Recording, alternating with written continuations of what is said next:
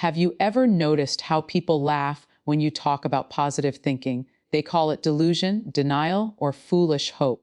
But what they don't realize is that it's not denial, it's discipline. It's the art of choosing your thoughts like a soldier chooses his weapons. Because life isn't a playground, it's a battlefield. And in this war, your mind is both your greatest ally and your deadliest enemy. They'll tell you that being realistic means expecting failure, that you should face facts. But here's the truth. Reality bends to mindset more often than mindset bends to reality. When you wake up and choose to affirm strength, clarity, and peace, you're not running away from pain, you're training your brain to stand firm when life tests you. Affirmative thinking is not about pretending everything is fine. It's about saying, even if everything falls apart, I won't. It's not about faking happiness. It's about guarding your inner world so negativity doesn't build a home in your head. See, the world will test you. It will whisper. You're not enough. You've failed too many times. It's too late. And most people, they listen. They believe the whisper. But the ones who win, they reply. They talk back. They say, no, I decide what I believe. That's mental warfare. That's what affirmative thinking is.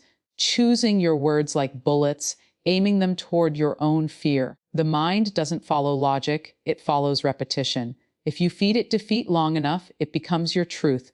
But if you feed it courage, even in small doses, that too becomes your truth. So when you say, I will rise, I am capable, I am calm, you're not chanting empty phrases, you're building mental armor. Every affirmation is a soldier you send into the battlefield of doubt. Every time you catch yourself thinking negatively and reframe it, you sharpen your sword. And the more consistent you are, the less chaos can touch you. Because the real enemy isn't out there, it's inside. It's the voice that says, why try? When you could say, why not me? It's the hesitation before you take a leap. It's the self-doubt disguised as logic. You see, when people misunderstand affirmation, they think it's fantasy. But true affirmation isn't blind optimism. It's mental strategy. It's programming your mind to spot possibilities instead of problems. It's teaching your emotions to follow your intention, not your fears. So, if you want to be strong in this world, stop waiting for motivation. Build mental muscle through repetition. Affirm yourself even when you don't believe it yet. Say it until it feels real. Because that's how your mind learns what's possible. And remember, you don't need everyone to believe in you. You need to believe in the version of you that refuses to break. Because that's the version the world will eventually see. Affirmative thinking is not denial. It's discipline. It's not about closing your eyes to the storms of life, pretending the pain doesn't exist, or forcing a smile when your world is falling apart. It's about training your mind to stay steady even when everything else is shaking. Discipline doesn't mean you don't feel fear, sadness, or confusion. It means you choose your response despite those emotions. It means you decide what you will focus on, what you will speak, and what you will believe, even when it's hard. Think of a soldier standing on the battlefield. The noise is deafening, chaos everywhere, but his mind is trained not to panic. He doesn't deny the danger. He acknowledges it, yet still moves forward with control. That's what affirmative thinking truly is. It's the quiet discipline of the mind, the choice to direct your focus where your strength lies instead of where your fear screams. Most people think positive thinking means saying, everything is fine, when it's clearly not. But no, it's looking at the mess and saying, yes, this is tough, but I will handle it. It's being in debt and still saying, I'm learning how to manage my money.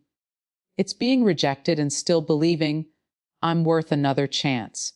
It's losing something you cared about and still whispering, I will rebuild. That's not delusion, that's courage disguised as calm. Discipline is what makes you show up even when you don't feel ready. It's waking up when your body says sleep a little more, but your purpose says get up and try again. Affirmative thinking works the same way. It's a mental habit.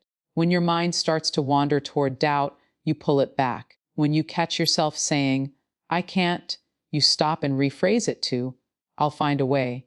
It's small corrections like that, done 100 times a day, that slowly transform your reality. Look around you. The people who grow, the ones who overcome impossible odds. They're not always the smartest or luckiest. They're the most mentally disciplined. They talk to themselves differently. When they fail, they don't say, "I'm a loser." They say, "This was a lesson." When life hits them, they don't ask, "Why me?" They say, "Try me." That's the power of disciplined, affirmative thinking. It's not fake confidence. It's mental training in the language of resilience. Think about how athletes prepare. Before they win on the field, they've already won in their mind. They visualize success. They repeat words that build focus.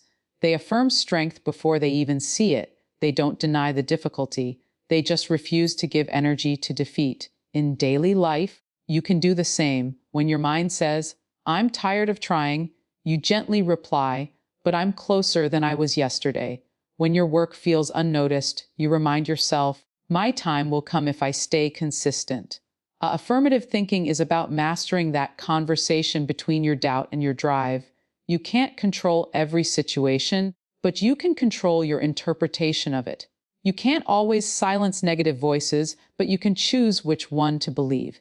And that choice, that's where discipline begins. The world glorifies physical toughness, but mental toughness is what carries you when your body and circumstances fail.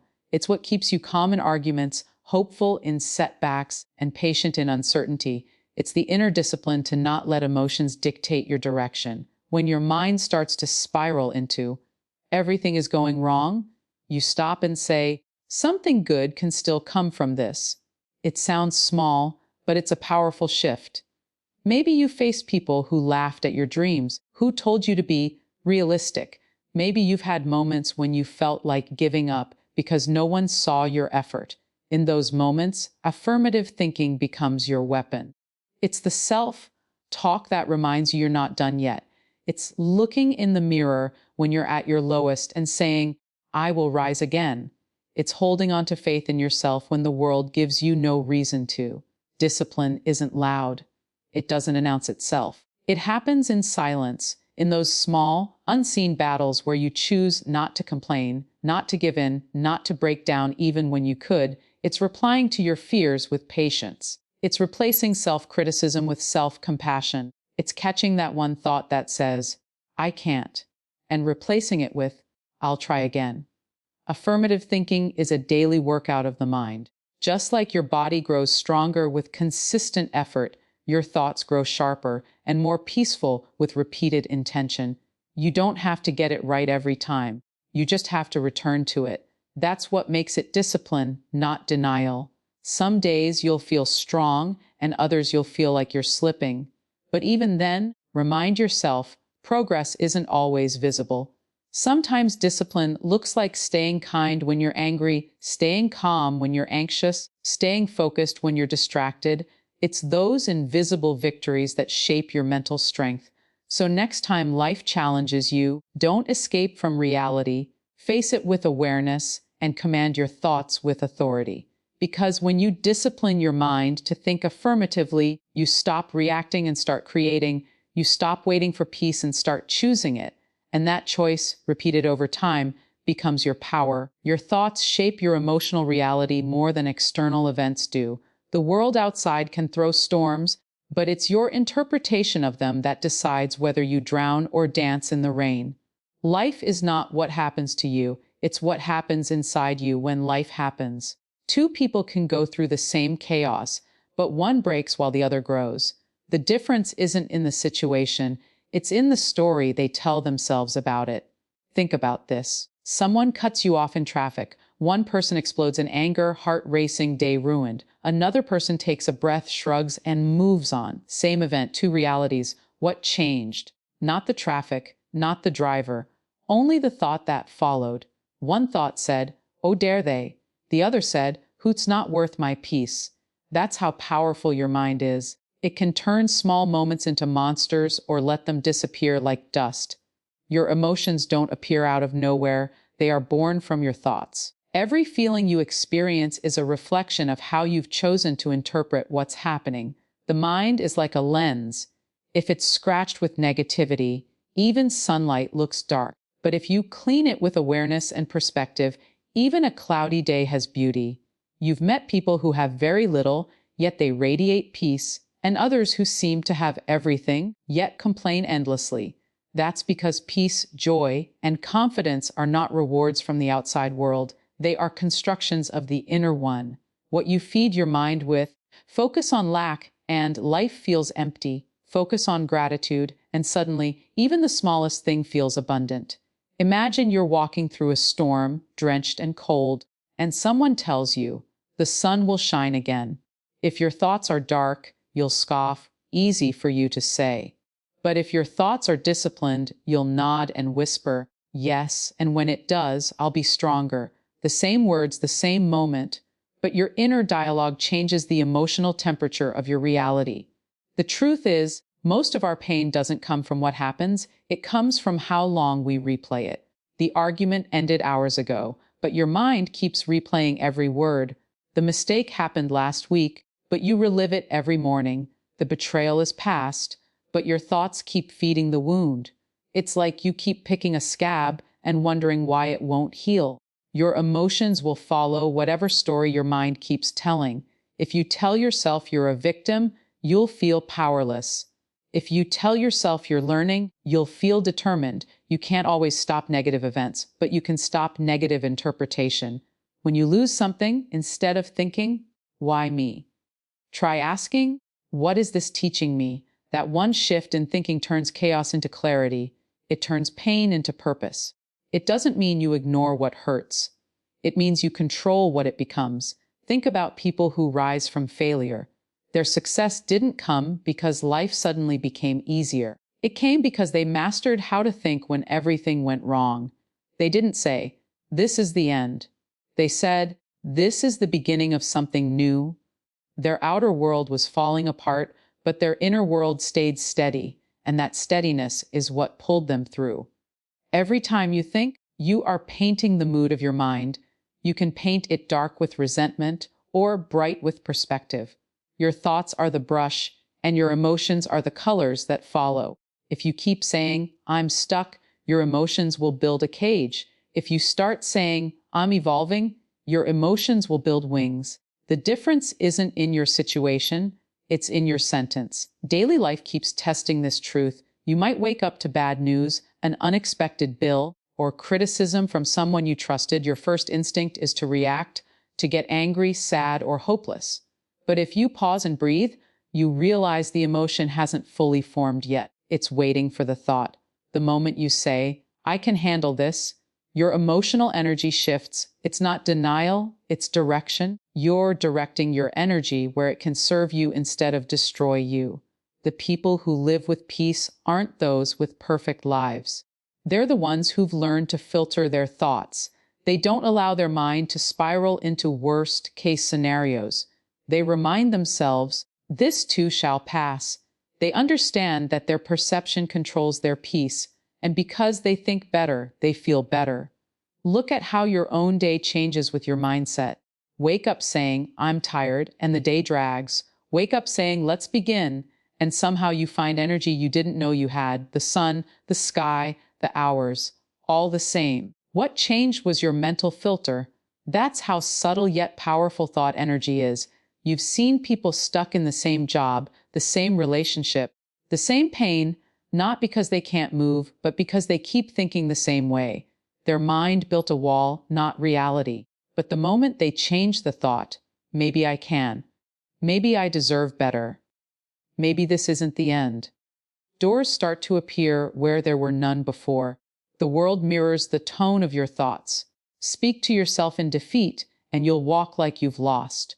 Speak to yourself with belief, and the world starts to move in your rhythm. Your emotions are the weather inside you, and your thoughts are the climate. Change the climate, and every storm starts to make sense. Your power lies in that small space between what happens and how you interpret it. In that pause, you can either let your emotions run you, or you can choose the thought that lifts you. The more you choose awareness over reaction, the more peaceful your life becomes.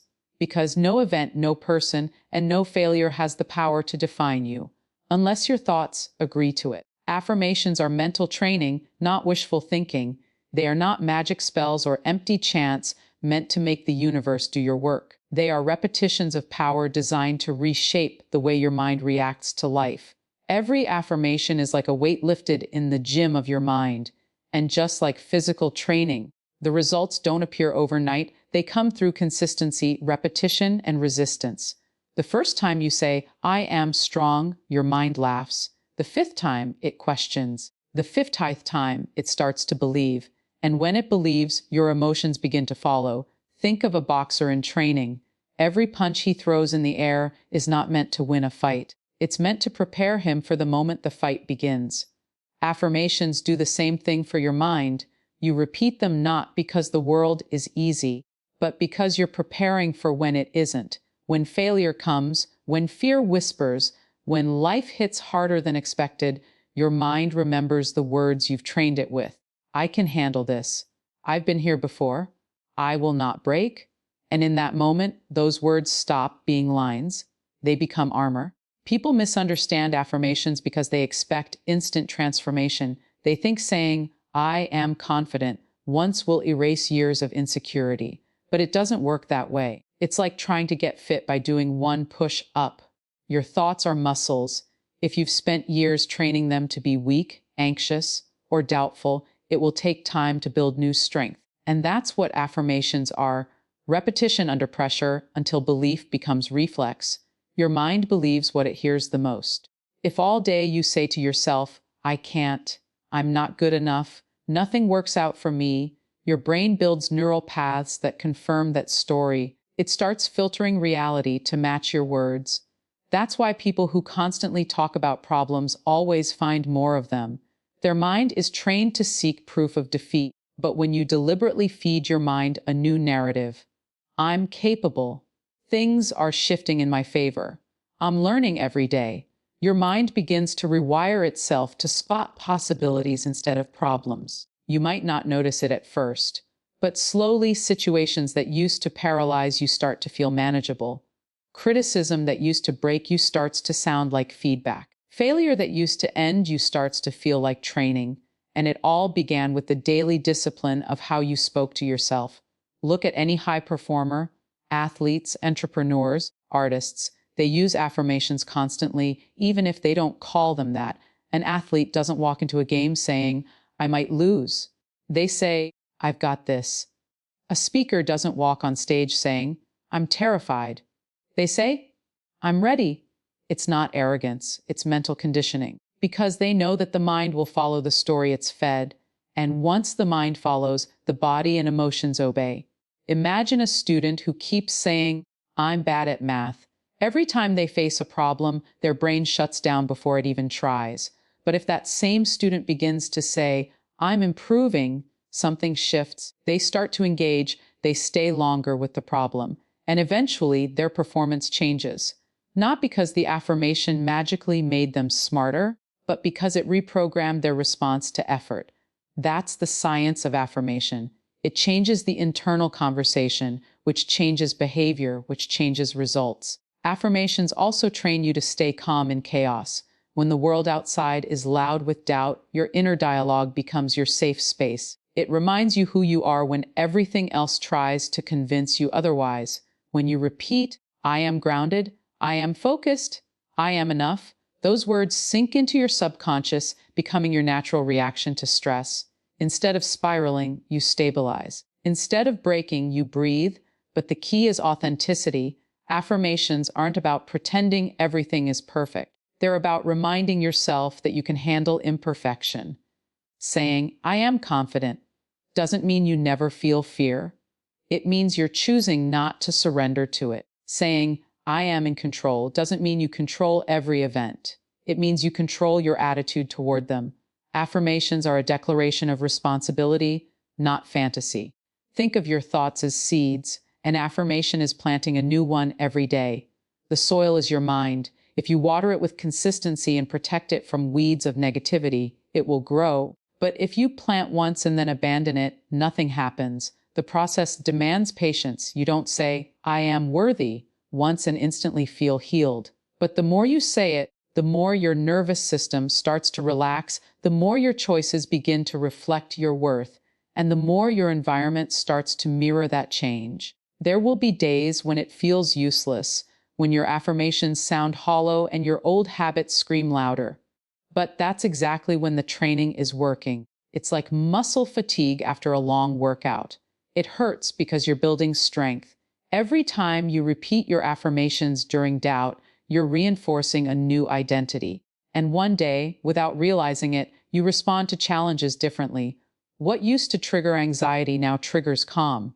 What used to feel impossible now feels worth attempting. Affirmations are not about escaping reality, they are about anchoring yourself in power. When you say, I am resilient, you're not ignoring the struggle, you're preparing your mind to face it with clarity. When you say, I am focused, you're training your thoughts to resist distraction. When you say, I am enough, you're reminding your inner critic that it no longer runs the show. These words, repeated with intention, become habits of mind, and habits of mind shape the direction of life. The truth is, every thought is an affirmation, whether positive or negative, so you're always affirming something. The question is, are you affirming fear or strength? Are you reinforcing limitation or potential?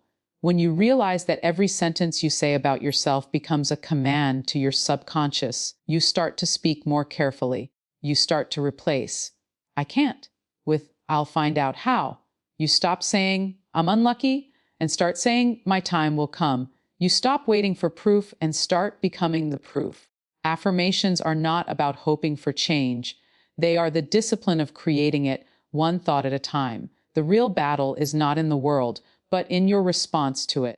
Every single day, life throws challenges at you. Disappointments, rejections, failures, unexpected changes. But none of those things have the power to destroy you by themselves. It's how you interpret them, how you react to them, that decides whether you break or build. You can't control the weather, but you can control the way you walk through the storm. You can't control people's behavior, but you can control whether you let their words define your peace. The world outside is noisy, unpredictable, and cruel at times, but the world inside you, that's where the real war is fought. You've seen people who seem calm even when everything is collapsing around them. They lose, they struggle, they fall, yet there's something steady in their eyes. That steadiness doesn't come from luck. It comes from mastering the inner response. And you've seen others who have everything going right, but are still restless, bitter, or afraid. That's because even in the absence of chaos, their inner response is still out of control. Your peace doesn't come from what's happening, it comes from how you choose to meet what's happening. Imagine two people facing the same setback, both lose their job. One says, this is the end, I'm worthless. The other says, this is painful, but maybe it's a new direction. The situation is the same. The world outside hasn't changed, but the stories they tell themselves create two completely different lives. One sinks into despair, the other starts building something new. And that's the proof. The real battle is never the event, it's your interpretation of it. Every reaction you give builds a pattern. When someone disrespects you, you can choose to react with anger and feed the chaos, or you can choose silence and protect your energy. When something fails, you can label it as proof that you're not enough, or you can treat it as a step toward understanding. Most people spend their lives trying to control the uncontrollable. Other people, the economy, the past, but the real strength lies in mastering your response. It's not easy. Your emotions will tempt you to react immediately, to fight back, to defend, to prove. Your ego will scream that you need to be right, that you can't let it go. But that's exactly where the real fight begins. Because controlling your external world is easy compared to controlling your inner dialogue. It's easy to blame, it's easy to complain, but it takes true courage to pause, breathe, and say, I choose peace over reaction. Think of a glass of water. If you shake it, the surface becomes disturbed, cloudy. But if you leave it still, the water becomes clear again. Your mind works the same way. When you react instantly, you shake your own peace. When you slow down and respond with awareness, clarity returns. That moment of pause, that's where wisdom lives. That's where you reclaim your power. Life will test you constantly. Someone will talk behind your back. Plans will fail. People will walk away. Nothing about that is personal. It's just the world being the world. But how you respond decides whether you stay wounded or become wiser. When you stop taking everything personally, the world loses its power to hurt you. When you stop expecting life to be fair, you stop feeling cheated. That's how the battle shifts, from trying to fix everything outside to mastering the calm inside. Picture yourself stuck in traffic. You're late, frustrated, honking doesn't help. Some people let the anger ruin their day. Others put on music, breathe, and accept what they can't control. Both are in the same traffic, but one is living in resistance while the other is living in peace. That's the difference between reacting and responding. That's the difference between fighting the world and mastering yourself. Every response you give sends a message to your own mind. When you meet chaos with patience, your mind learns calm. When you meet negativity with silence, your mind learns control. When you meet failure with curiosity instead of shame, your mind learns growth. The outer world may still be difficult, but your inner world becomes unshakable, and when the inside is unshakable, the outside loses its power. People often say life is unfair, and it is, but fairness was never the goal. Growth was, and growth doesn't come from comfort. It comes from friction, from moments that demand you to pause and decide who you will be in the middle of the storm. Every challenge is like a mirror, showing you the quality of your inner control. Will you react from fear or respond from strength? Will you let pain define you or refine you? Someone ignores your message, someone disappoints you, someone lies. You can choose to chase, to argue, to explode, or you can choose to detach, observe, and keep your peace. Because sometimes walking away is a louder statement than any reaction. The more you master your response, the less the world can manipulate your emotions. Even in failure, response is everything. When you fail an exam, lose a job, or face rejection, your first thought defines the path ahead. If you think, I'm not good enough, you stop. But if you think, I can learn from this, you move forward. And life always rewards the ones who keep moving. The truth is, life is neutral. It doesn't care. It simply reflects your energy back to you. If you throw anger at it, it multiplies chaos. If you project calmness, it reflects opportunity. Your response creates your reality, not the other way around. That's why people who look unshakable aren't lucky. They're trained. They've learned to fight their inner storms before facing the outer ones. They've learned to breathe when others panic, to think when others shout, to stay centered when others lose control. It's not that their lives are easier, it's that their response is stronger. And that inner strength changes everything. Your response determines whether pain becomes suffering or transformation. It decides whether failure becomes shame or wisdom. The world outside doesn't shape you. It only triggers the parts of you that still need mastering. And the moment you realize that, you stop fighting the world and start working on yourself, because that's where the real victory begins. Repeat empowering thoughts until they become your default mindset. That's how transformation truly happens, not in a single burst of motivation, not in one perfect day, but in the quiet repetition of powerful thoughts until they become the rhythm of your mind. Most people underestimate the power of repetition because it feels too simple, too slow. But that's exactly where the secret hides. Your mind learns through repetition. It believes what it hears the most, whether it's strength or self-doubt. If you keep feeding it fear, it becomes your nature.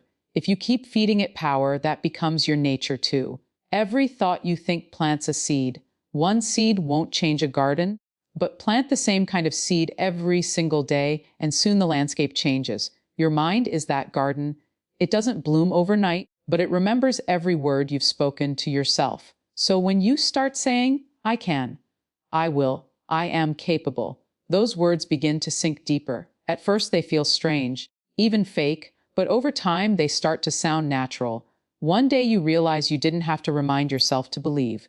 You just do. That's when your thoughts have become your foundation. Think about a child learning to walk. They fall 100 times, but each attempt strengthens their balance. They don't stop because it hurts. They keep going until walking becomes instinct. Your thoughts work the same way. The first few times you try to think positively, you'll stumble. Your mind will reject it.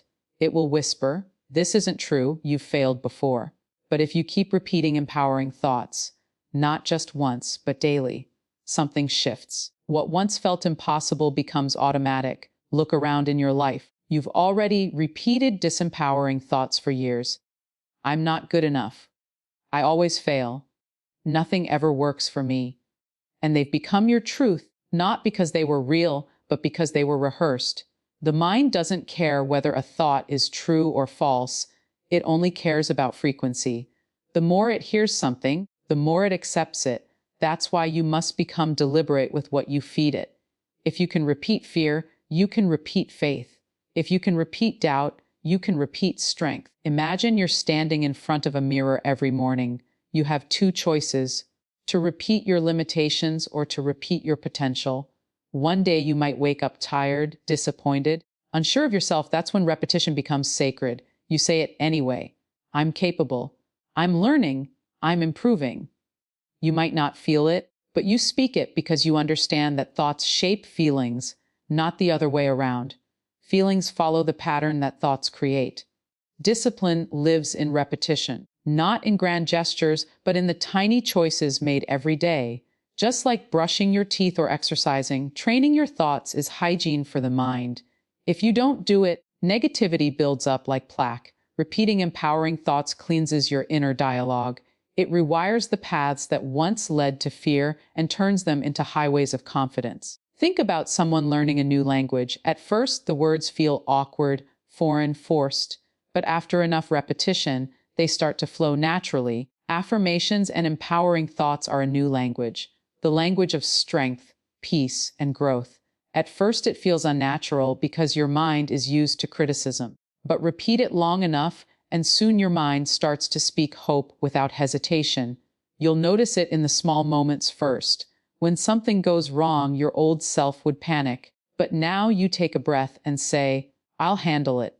When someone doubts you, your old self would shrink, but now you think, that's their opinion, not my truth. That's how you know the repetition is working. Your reflex changes. Your emotional default resets. In daily life, repetition is everywhere. Athletes rehearse their movements until perfection becomes instinct. Musicians play the same notes until their fingers no longer think. Speakers repeat their lines until confidence replaces fear. Why should your mind be any different? If greatness in every field comes from repetition, mental greatness demands the same. The truth is, transformation is rarely dramatic. It's not lightning. It's the slow, steady rising of the sun. One small thought repeated 1,000 times becomes a belief, and a belief shapes destiny. When you wake up and repeat empowering thoughts, you're not just motivating yourself, you're reprogramming your brain. Neuroscience shows that repetition literally rewires neural pathways, making positive thinking your new default mode. Think of the moments when your mind drifts. Maybe you're walking, driving, or lying in bed. Those quiet spaces are where your old patterns usually whisper negativity. That's your opportunity. Instead of letting random worries fill the silence, fill it with power. Repeat the thoughts that serve you. I am focused. I am grateful. I am in control. Say them in your head softly but often. The more your mind hears them, the more they become its natural sound. You won't need to fake confidence forever.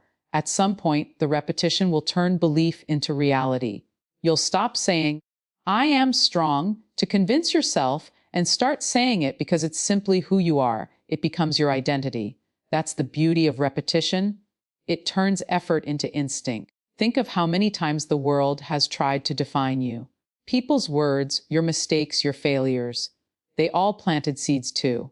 But you get to choose which ones grow. Every empowering thought you repeat is a refusal to let your old story win.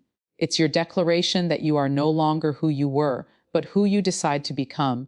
And that decision must be made again and again, every single day, through the words you whisper to yourself when no one else is listening. So repeat them in the mirror, in your mind, in your quiet moments. Repeat them when you feel strong and when you feel broken.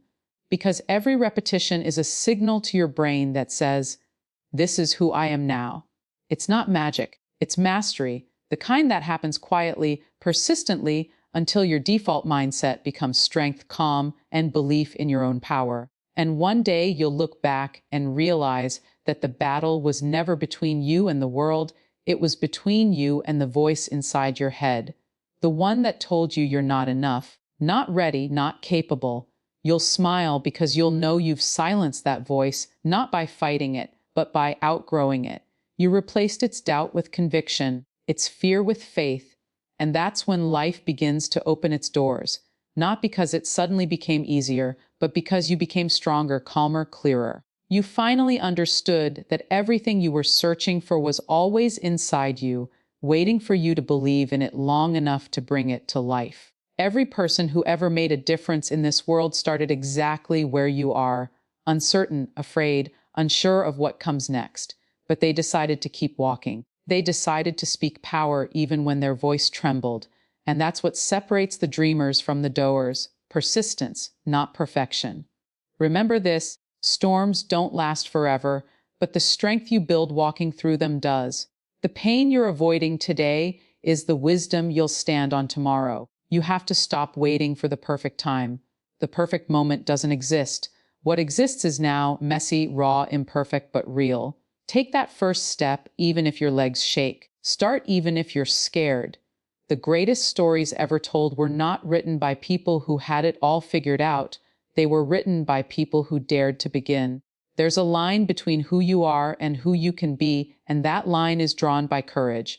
Every morning when you wake up, the universe gives you two choices: to repeat your old story or to write a new one. The pen is always in your hands. Maybe you've been hurt, betrayed, overlooked, or doubted. But even that has purpose. Broken crayons still color, shattered glass still reflects light. And no matter how many times life bends you, it can never break your spirit if you refuse to let go of your belief in yourself. Life is not testing your strength to destroy you, it's refining it. Every setback is not a sign to quit, but a challenge to rise higher. Diamonds form under pressure, muscles grow through resistance, and character is built through the fire of trials. So the next time life hits you hard, don't ask, why me? Ask, what is this trying to teach me? Because that shift in question turns pain into power and confusion into clarity. You must learn to be your own hero. No one is coming to save you, and that's not a tragedy. It's liberation. Because when you stop waiting for someone to fix your life, you begin to realize how powerful you truly are. You are not a victim of your past, you are the architect of your future. Every breath you take is a second chance. And no matter how heavy today feels, tomorrow is still yours to shape. Greatness is not found in loud moments, it's built in silence. When no one's watching, when no one's clapping, when it's just you, your dreams, and your discipline. That's where the real work happens. Every late night, every early morning, every time you choose progress over comfort. That's where legends are made. People will doubt you. Some will leave. Some will laugh. Let them. Because they're supposed to. That's the sound of the universe testing your commitment. Your job is not to convince them. Your job is to keep moving. One day, they'll quote your words, they'll admire your strength, and they'll wonder how you did it. And you'll simply say, I didn't give up. Remember, your words shape your world.